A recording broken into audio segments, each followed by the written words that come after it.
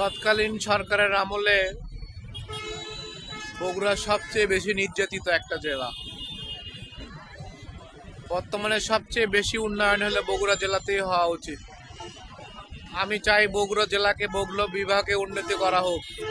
BPL এ বগুড়া নামে একটা দল থাকুক, বগুড়া একটা বিশ্ববিদ্যালয় হোক, বগুড়া একটা মেডিকেল কলেজ হোক। সর্বোপরি বগুড়ার উন্নয়ন খুব প্রয়োজন। বগুড়া উত্তরবঙ্গের রাজধানী। বগুড়ার পশ্চিমে রয়েছে বর্ডার হিলি, যেখান থেকে সহজেই বিভিন্ন দেশ থেকে পণ্য আমদানি করা যায়। তাই আমি সর্বোপরি একটা কথা বলি, বগুড়ার উন্নয়ন খুব প্রয়োজন। কিন্তু বর্তমান সরকার কেন জানি আওয়ামী লীগ নীতিতে বিশ্বাস করতেছে। তাই এই সরকারকে বলবো, দেশের ভেতর সুষম বন্টন করুন